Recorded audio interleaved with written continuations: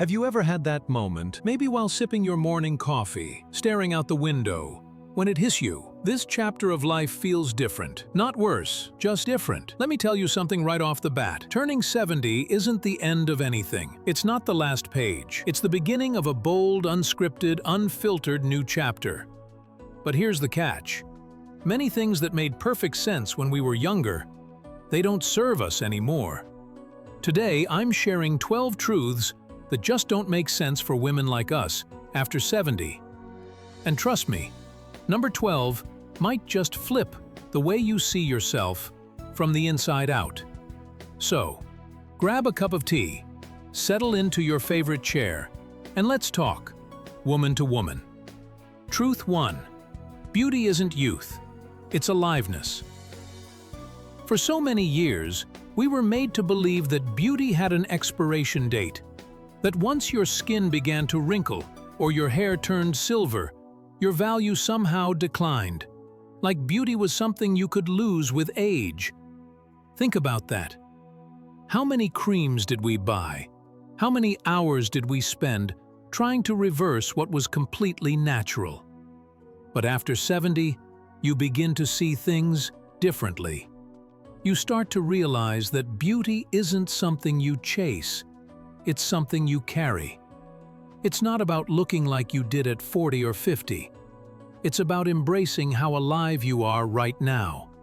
True beauty isn't in a wrinkle-free face. It's in the kindness behind your smile. It's in the way your eyes soften when you talk about someone you love. It's in the way you laugh, freely, deeply, without worrying how you look doing it. It's the quiet confidence in knowing who you are after years of figuring it out. That's the kind of beauty that lights up a room, without trying. You see, youth may sparkle, but wisdom glows. Youth is about surface, but aliveness, that's soul deep. That's a kind of radiance that no cosmetic procedure can replicate. You've lived, loved, grieved, healed, fought, forgiven, and laughed until your ribs ached. Every one of those moments lives in you. They shine through your energy. And that energy, that's where beauty lives now. So, let go of the old definitions. You're not here to compete with your younger self. You're here to become more you than you've ever been. And that, dear one, is breathtaking. Truth 2. Clutter isn't comfort. It's a weight you no longer need.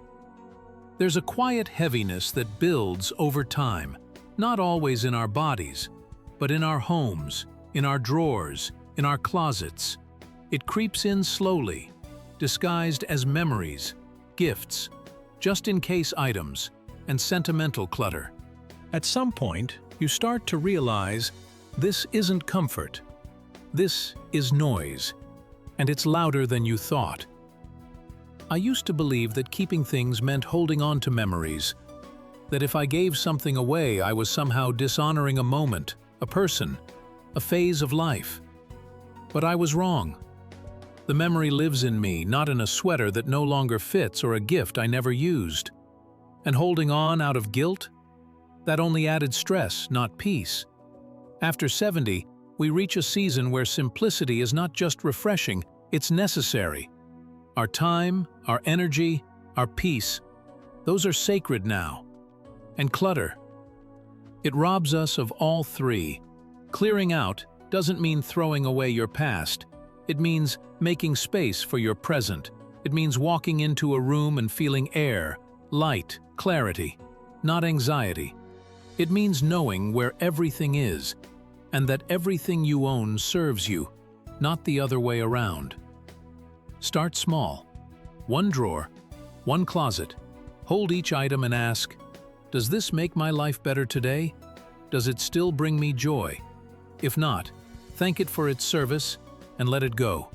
You'll be surprised how emotional and freeing that process can be. You're not losing memories, you're gaining room to breathe. And here's the most beautiful part.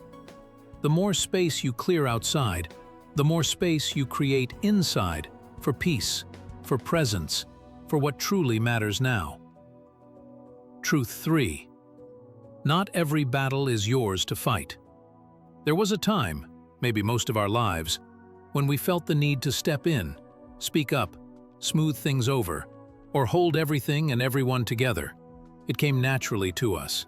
We were the peacemakers, the fixers, the ones who calmed tempers, mended misunderstandings, and kept the family from unraveling at the seams.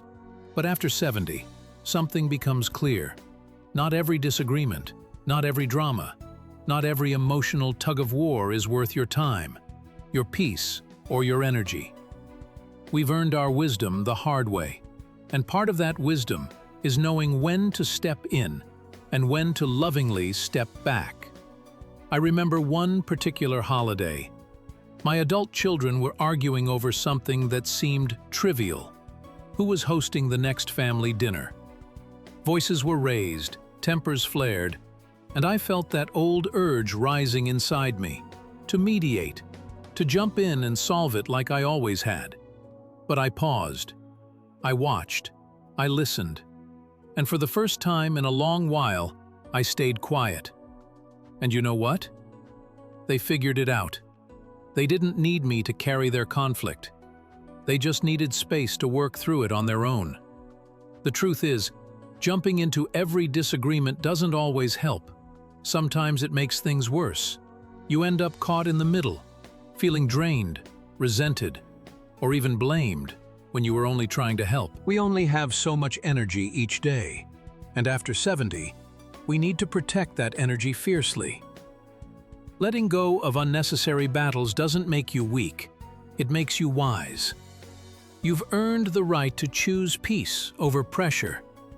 That goes for old grudges too. Maybe there's someone from your past, a friend, a sibling, a neighbor, who wronged you years ago. Maybe you still feel that sting when you think of them. But ask yourself this: does holding onto that anger serve me anymore? Or is it just keeping me stuck in a story I no longer want to live? Letting go doesn't mean forgetting. It means choosing freedom. It means saying, I love myself too much to keep reopening this wound. You are not the referee of everyone's life. You don't need to carry every burden, fight every fight, or fix every heart. Sometimes the most powerful thing you can do is walk away with grace. You've spent decades showing up for others. Now it's time to show up for yourself. Truth 4. Being busy doesn't always mean being fulfilled. For most of our lives, we were taught that a full calendar meant a full life. The more things you had going on, the more successful, valuable, and needed you were. We juggled careers, raised families, volunteered at school events, attended weddings, baby showers, birthdays, you name it. We were everywhere all the time. And then we turned 70, and many of us just kept going. Except something changed. Suddenly, the constant movement didn't feel energizing anymore. It felt exhausting. Every gathering, every lunch date, every committee meeting started to chip away at the quiet moments we desperately needed. But we kept saying yes. Out of habit, out of guilt, out of fear that saying no meant we were slowing down, fading away. I remember a week when I had 5 events packed into 7 days. Grandkids recital, a church potluck, helping a friend move, a community fundraiser, and hosting my book club. I should have felt grateful, loved, wanted, involved. But instead I felt depleted. There was no room to breathe, no space to think. I didn't even enjoy the things I normally looked forward to. One Sunday morning I found myself sitting in my kitchen with a cup of tea, tears welling in my eyes. Not from sadness, but from sheer overwhelm. That morning, I was supposed to be at a community garden project, but my heart was begging me to just sit, just be, just rest. And that's when the truth hit me like a whisper from my soul. Being busy isn't the same as being happy. A packed schedule doesn't mean a meaningful life. It often just means we've forgotten how to say no. Now, I do things differently. Before I commit to anything, I ask myself, is this something I want to do or something I feel I have to do? Will this give me energy or take it from me? Am I doing this out of joy or out of fear of missing out or disappointing someone? And here's the beautiful part. When I started saying no with confidence, I found a deeper yes waiting inside me. A yes to quiet mornings, to slow walks, to books that made me cry, to painting, to deep conversations over tea, to naps in the middle of the afternoon without guilt. I began to fill my life with things that truly matter to me, not out of obligation, but out of intention. The people who love you, really love you, understand. They don't love you because you show up to every event. They love you because of your warmth, your presence, your wisdom. At 70 and beyond, you don't need to prove your worth by staying busy. Your worth was never tied to your productivity. It's tied to your being. And that's more than enough. So here's your permission slip. Cancel what doesn't bring you joy.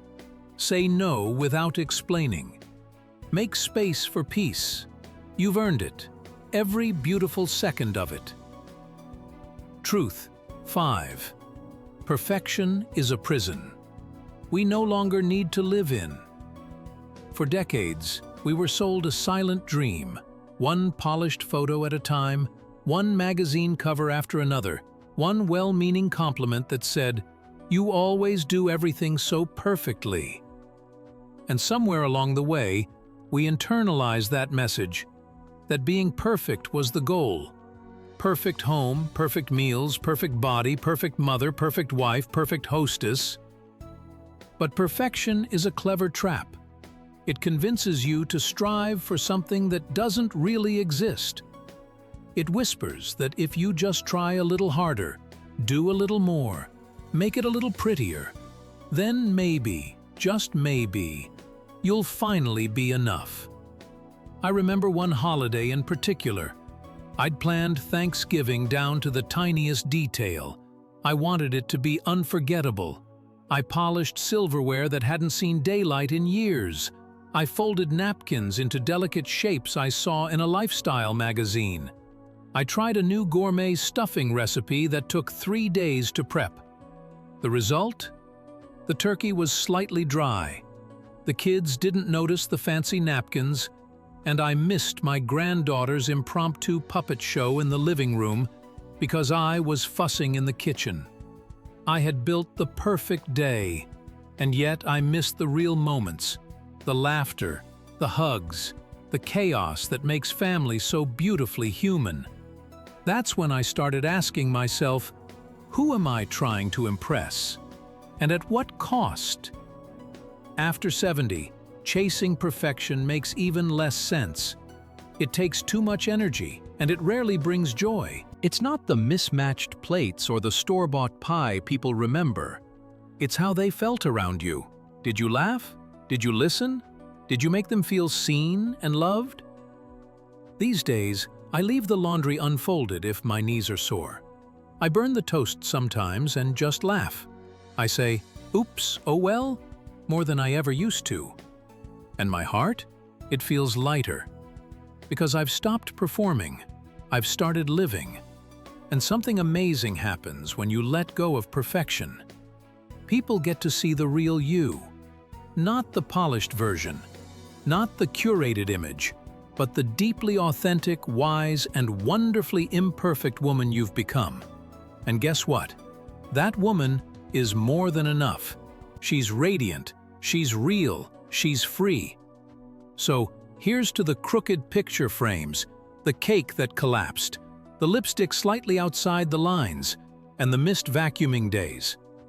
Let's leave perfection behind and embrace the beautiful mess of life, because that's where the love lives.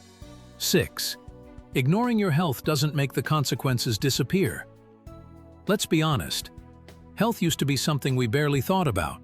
We walked miles without noticing, skipped meals without consequence, stayed up late and bounced back the next morning.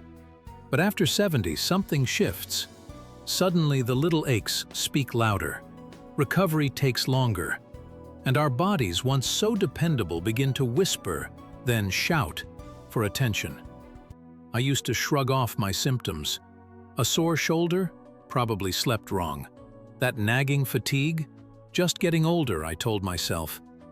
Then one morning, I found myself gripping the railing just to climb a flight of stairs. My knees screamed, my chest tightened, and a wave of fear washed over me. That's when I realized something vital.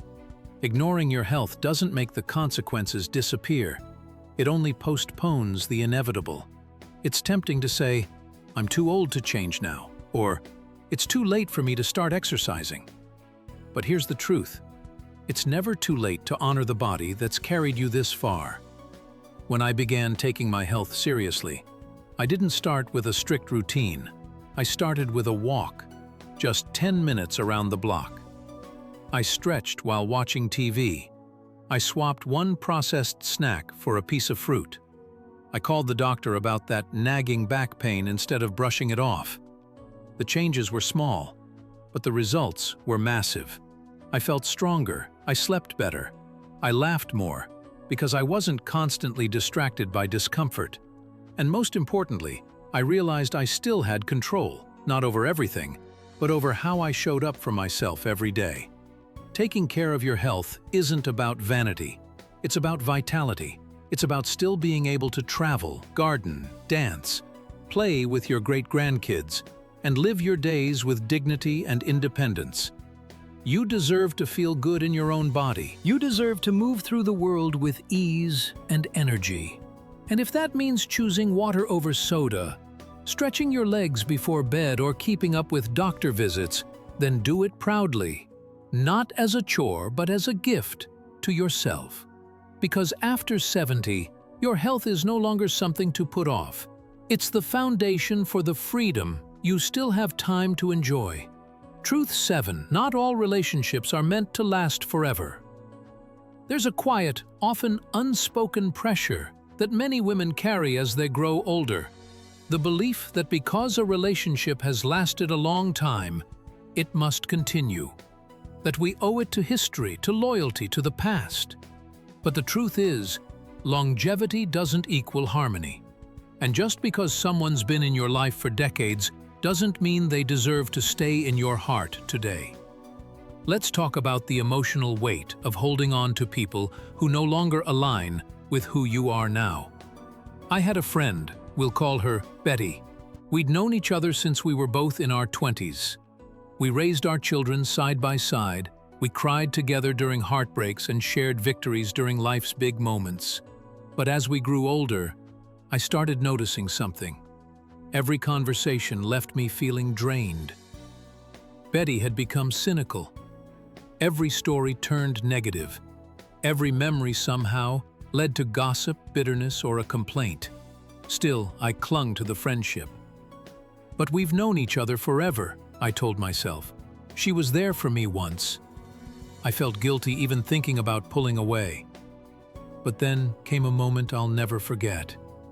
After lunch one afternoon, during which she once again belittled my choices and criticized everything from my outfit to my views, I got into my car, shut the door, and cried. Not because she had hurt me, but because I finally understood something painful but necessary. History doesn't guarantee harmony, and guilt is not a reason to keep someone in your life. I made the hard decision to distance myself. At first, it felt like loss, but very quickly, it turned into freedom. Here's the truth. Not all relationships are meant to last forever. Some people are in your life for a season or a reason, and when that season ends, it's okay to gently let them go. Doing so doesn't make you cold or heartless. It means you're choosing peace over pain. It means you're protecting the life you've worked so hard to create. After 70, your emotional energy is one of your most precious resources. Spend it wisely. Surround yourself with those who uplift you, listen to you, laugh with you, and see you, not as who you used to be, but who you are right now. Cherish those who bring warmth, not weight. Let go of the idea that ending a relationship is a failure. Sometimes it's the most loving thing you can do for both of you. Because this chapter of your life is not about fixing broken people or dragging old baggage forward. It's about writing a new story with people who nourish your soul. Truth 8. You're never too old to try something new. One of the biggest lies women are told after 70 is this, that our best years are behind us, and that anything new, from hobbies to adventures, is meant for the young. But let me ask you something. Who decided that curiosity has an expiration date? Who said discovery should stop just because our hair is silver and our pace is a little slower? Let me tell you a story. When I turned 73, I walked into a pottery studio for the first time in my life.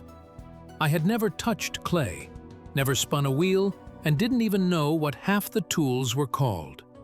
The instructor smiled and said, "We usually get retirees here who've always wanted to try this but never had the time." That was me. I had spent decades raising a family, working, caring for others. And now, finally, I had the time. And more importantly, the freedom. The first bowl I made looked like something from a kindergarten art project. It was crooked, uneven, and had a thumbprint in the middle. But I loved it. Not because it was beautiful, but because I had made it. With my hands, at 73. That moment reminded me of something we forget as we age. The thrill of trying. Not succeeding. Not being the best. Just trying. Being a beginner again. Making mistakes. Laughing at ourselves. Feeling alive. You see, after 70, trying something new isn't about chasing goals. It's about reclaiming your right to play, to explore, to live with wonder again. It doesn't have to be pottery. Maybe it's a cooking class, or learning how to play piano, or signing up for online French lessons. Maybe it's gardening, writing your life story, or volunteering for something that moves your heart. Whatever it is, it's never too late to begin. Don't let your age be the excuse that stops you. Let it be the reason you start. You've spent your life being responsible, practical, and selfless. Now it's time to be curious, brave, and even a little selfish, in the best way possible. Trying something new doesn't mean you're running from age. It means you're running toward life. So go ahead, be the woman who surprises everyone. Most of all, surprise yourself. Truth 9. Don't let opinions define you. When you reach 70, something profound happens. You start to realize just how much of your life was shaped by the expectations and opinions of others. What you wore, how you raised your children, the choices you made in your career, your relationships, even the way you styled your hair. So much of it, if we're honest, was influenced by what other people thought was appropriate, respectable, or right. But here's the thing. When you're 70 or beyond, those opinions don't matter anymore. In fact, they never really did. Let me tell you something personal. I used to agonize over what others thought. I'd buy outfits to impress, host events to be liked, even bite my tongue to keep the peace. I'd replay conversations in my head, wondering, did I say too much? Did I offend someone? Do they still like me? What a heavy burden to carry. Then one day, I caught myself hesitating to wear a bold red dress to a family gathering. It was beautiful, and it made me feel radiant, but I worried, is this too flashy for my age? And right then, I stopped. I thought, whose life am I living? Whose opinion am I afraid of? Someone who doesn't even know the joy this dress brings me. That day, I wore the red dress, and I felt more like myself than I had in years. You see, by 70, you've earned the right to stop living your life by committee. You've earned the right to choose you, not out of rebellion, but out of wisdom. There will always be people who judge, people who whisper about your choices, people who think they know what's best for you. Let them. Let them carry their opinions like backpacks full of rocks. You've set yours down. You've lightened your load. Because the truth is, opinions are just noise, and you finally reached the beautiful part of life where you can turn the volume down. When you stop trying to impress others, you start to express yourself. That's when your life becomes yours again. Vivid, bold, honest. So wear the red dress. Speak your truth at the table. Laugh too loud. Dance, even if your knees ache. Show up as the woman you are, not the one others expect. The greatest freedom after 70? Being unapologetically you. Truth 10. Avoiding financial planning doesn't make sense anymore. For most of our lives, money felt like something we had to hustle for. Raise the kids, pay the bills, save what little we could, and pray it would be enough. And for many women, especially of our generation, financial planning was often left to a partner, or pushed aside entirely because we were too busy, or told it wasn't our job. But after 70, that approach just doesn't make sense anymore. In fact, it can be dangerous. I'll never forget the day I sat down and really looked at my finances. Not the quick mental tally we do before a grocery run, but a full, honest assessment of what I had, what I needed, and what I wanted. For years, I avoided it because it felt overwhelming. Numbers, investments, taxes, it all sounded like a foreign language.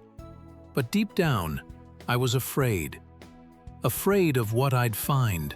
Afraid of running out. And yet, taking that step was one of the most empowering things I've ever done. You see, financial planning after 70 isn't just about money. It's about freedom. It's about peace of mind.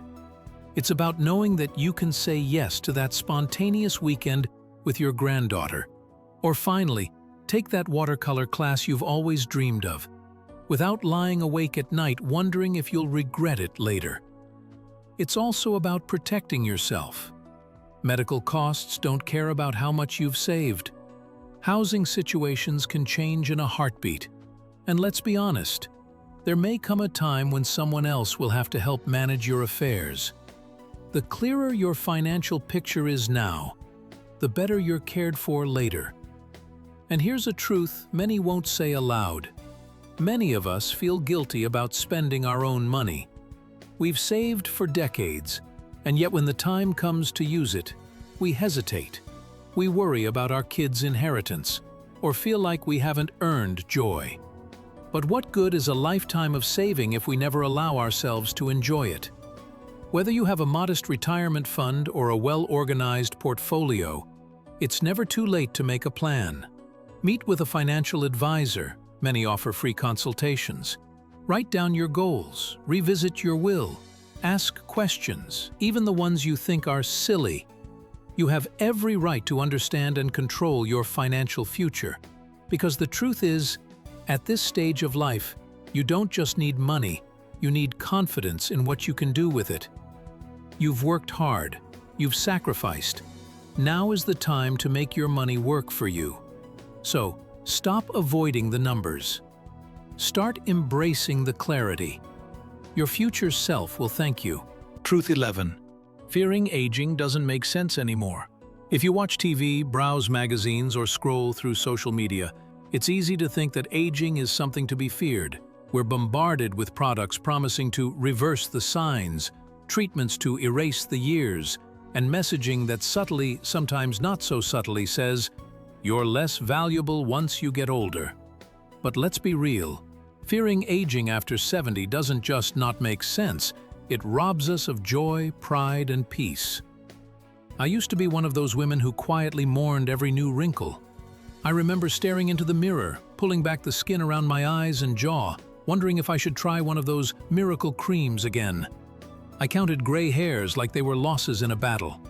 I avoided birthdays and laughed awkwardly when someone mentioned my age. But one morning, something shifted. I was holding an old photograph, me in my 30s, holding my daughter at the beach. I looked radiant, yes. Youthful, yes. But I also remembered how insecure I had felt that day about my post-baby body. Isn't it wild? Even then, I wasn't satisfied. It hit me. I had wasted so much time worrying about the wrong things. Now at 70 plus, I no longer fear aging. I respect it. Because aging means I've been given the gift of time. It means I've survived things I once thought would break me. It means I've gained wisdom that no 30-year-old influencer with flawless skin can hold a candle to. Every wrinkle on my face? It's from laughing too hard, crying too deeply, and living fully. Every silver strand in my hair? It's proof that I've stayed in the fight. These are not flaws, they're medals of honor. The fear of aging is a product of a culture that worships youth but forgets to honor experience. But that doesn't mean we have to accept it. We get to rewrite the story. We get to define what aging looks like and feels like. And that definition? It includes joy, adventure, elegance, love, and yes, radiance. Think of it this way. At 70, 80, or even 90, we are finally free from the pressures that plagued us in our younger years. We don't need to fit into anyone else's mold. We don't need to chase approval. We don't need to stay relevant by pretending we're younger. We are relevant because of our years, not in spite of them. So no, we don't fear aging anymore. We stand tall in it. We laugh louder, speak clearer, and love harder. We know who we are. And we are not invisible. We are unforgettable. And here's the most beautiful part. The more we embrace our age, the more we give younger women permission to look forward to theirs. Truth 12. Thinking life is over after 70 makes no sense. One of the biggest lies women are told is that after 70, life becomes a slow fade into the background.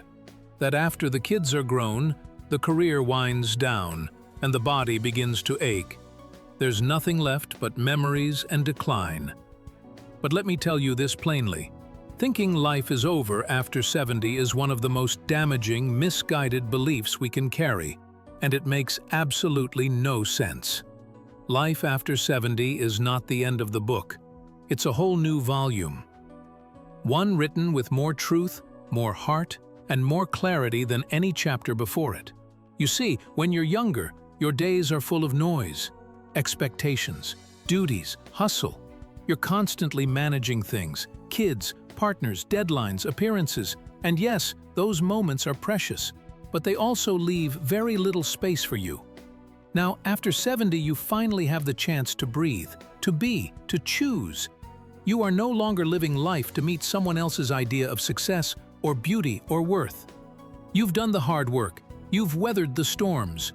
You've proved yourself 1,000 times over. So this is the season to thrive, not retreat. Look around. How many women over 70 are writing books, starting businesses, falling in love, learning to paint, traveling the world, joining communities, mentoring younger generations? And not just doing these things, but doing them with a richness and wisdom that only time can bring. The truth is, you now hold the one thing younger people are still chasing: perspective. You've seen what matters. You've learned that not every hill is worth dying on, that joy is found in small moments, that peace is more precious than praise. You know now that a walk in the morning sun, a long conversation with an old friend, a quiet cup of tea, or a new adventure around the corner, all of it is life in its most vibrant form. And if you're thinking, but my health isn't what it used to be, or I don't move as fast anymore, let me remind you, slowing down doesn't mean giving up. It means deepening. It means savoring. It means choosing quality over speed, presence over pressure. You are not less than because you're older. You are more aware, more grounded, more generous, more powerful. You don't need to prove yourself anymore. Now you get to express yourself. You don't need to rush, you get to relish. So no, life is not over after 70. In fact, the most authentic, soulful, liberating years of your life might just be waiting for you now. You've made it this far. Why not live the rest of your days as the boldest, truest version of yourself? If any of these truths hit home for you today, don't keep it to yourself, leave a comment. Let me know which one resonated the most. And if you're still holding on to something that no longer serves you, consider this your permission to let it go. If you enjoyed this video, give it a thumbs up. It tells the algorithm, hey, this content matters. And don't forget to subscribe, because every week we're diving deeper into the real conversations no one else is having about life after 70.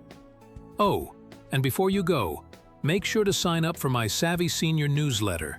The link's in the description. It's free, it's full of wisdom, and it's my way of staying connected with beautiful souls like you. This chapter of life, it's not about slowing down. It's about finally showing up.